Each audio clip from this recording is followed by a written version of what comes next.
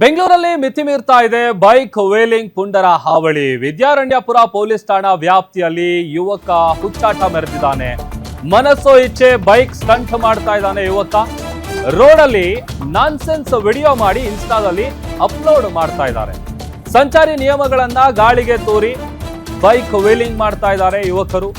Bike wheeling ಮಾಡೋದು, ಅದನ್ನ upload ಮಾಡೋದೇ ಈತನ ಕೆಲಸ.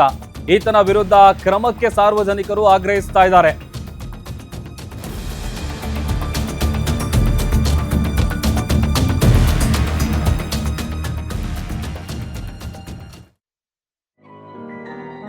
चेक कर खब्बे हथ रोली चेक कर गब्बरू दी बोली चेक कर अख चो तू लहर चेक कर किथे किथे बहर चेक कर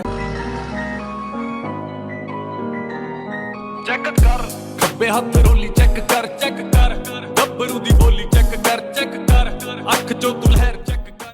ಮತ್ತಷ್ಟು ಡೀಟೇಲ್ಸ್ ಕೊಡ್ತಾರೆ ನಮ್ಮ crime reporter Girish live join ಆಗ್ತಾ ಇದ್ದಾರೆ. ಗಿರೀಶ್, ಪೊಲೀಸರು ಎಷ್ಟೇ ಪ್ರಯತ್ನ ಪಟ್ಟರು ಕೂಡ ಈ ವೀಲಿಂಗ್ ಮಾಡುವಂತ ಪುಂಡರ ಹಾವಳಿಯನ್ನ ಕಡಿಮೆ ಮಾಡೋದಕ್ಕೆ ಆಗ್ತಾ ಇಲ್ಲ. ಸದ್ಯ ಈಗ ಆತನ ವಿರುದ್ಧ ಕ್ರಮಕ್ಕೆ ಒತ್ತಾಯ ಕೇಳಿ ಬರ್ತಾ ಇದೆ. ಡೀಟೇಲ್ಸ್ ಏನಿದೆ?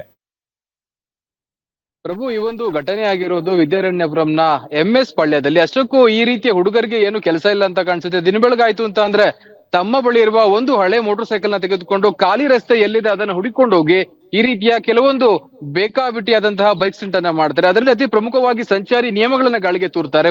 ಎರಡನೇದಾಗಿ ಅಕ್ಕಪಕ್ಕದಲ್ಲಿ ಯಾರಿರ್ತಾರೆ ಯಾರು ಇರೋದಿಲ್ಲ ಅನ್ನೋದನ್ನು ಕೂಡ ಅವರು ಗಮನಿಸೋದಿಲ್ಲ. ಈ ರೀತಿ ಮನಸ್ಸೋ ಇಚ್ಛೆ ಕೆಲಸವನ್ನ ಮಾಡ್ತಾರೆ. ಅದಕ್ಕೂ ಕೂಡ ಮುಖ್ಯವಾದ ಕಾರಣ ಇನ್ಸ್ಟಾಗ್ರಾಮ್ ನಲ್ಲಿ ಏನು ಲೈಕ್ಸ್ ಆಗಿರ್ಬೋದು, ಅದೇ ರೀತಿ ಶೇರ್ ಆಗಿರ್ಬೋದು, ವ್ಯೂ ಆಗಿರ್ಬೋದು, ಎಲ್ಲವೂ ಕೂಡ ಸಿಗುತ್ತೆ. ಅದನ್ನೆಲ್ಲವನ್ನು ಕೂಡ ಪಡೆಯುವ ನಿಟ್ಟಿನಲ್ಲಿ ಈ ರೀತಿಯ ಬೇಕಾಬಿಟ್ಟಿ ಸ್ಟಂಟ್ ಗಳನ್ನ ಮಾಡ್ತಾ ಇದ್ದಾರೆ. ಪೊಲೀಸರು ಈಗಾಗಲೇ ಸಾಕಷ್ಟು ಕ್ರಮಗಳನ್ನ ತೆಗೆದುಕೊಂಡಿದ್ದಾರೆ ಇಂತಹವರ ವಿರುದ್ಧ. ಆದ್ರೆ ದಿನದಿಂದ ದಿವಸಕ್ಕೆ ಏನು ಈ ಒಂದು ಅಕೌಂಟ್ಗೆ ಸೇರಿಕೊಳ್ಳುವವರ ಸಂಖ್ಯೆ ಅಥವಾ ಹೊಸಬರ ಸಂಖ್ಯೆ ಜಾಸ್ತಿ ಆಗ್ತಾ ಇದೆ ಅಂತಾನೆ ಹೇಳ್ಬೋದು. ಒಂದು ಪಕ್ಷದಲ್ಲಿ ಅಲ್ಲಿ ವ್ಯೂಸ್ ಕಡಿಮೆಯಾಗಿದ್ದೆ ಆದ್ರೆ ಅದಕ್ಕೆ ಬೇಕಾಗುವ ಮತ್ತಷ್ಟು ಮಾರ್ಗಗಳನ್ನ ಇವರು ಏನು ಹುಡುಕೋತಾರೆ. ಉದಾಹರಣೆಗೆ ಏನು ಅದಕ್ಕೆ ಒಂದು ಪಟಾಕಿಯನ್ನ ಕಟ್ಕೊಂಡು ಹೋಗೋದಾಗಿರ್ಬೋದು, ಅಥವಾ ಫೈರ್ ಕ್ರ್ಯಾಕರ್ ಅನ್ನ ಕಟ್ಕೊಂಡು ಏನು ಟೂ ವೀಲರ್ ಅಲ್ಲಿ ಆ ರೀತಿಯ ಸ್ಟಂಟ್ ಅನ್ನ ಮಾಡೋದಾಗಿರ್ಬೋದು ಮಾಡ್ತಾರೆ. ಒಟ್ಟಾರೆ ಪೊಲೀಸರಿಗೆ ತಿಳಿಸುವ ಕೆಲಸ ಆಗಿದೆ. ಪೊಲೀಸ್ ಕ್ರಮವನ್ನು ತೆಗೆದುಕೊಳ್ತಾರೆ ಅನ್ನೋದನ್ನ ಕಾದು ನೋಡ್ಬೇಕಾಗಿದೆ Prabhu. Okay, thank you Girish.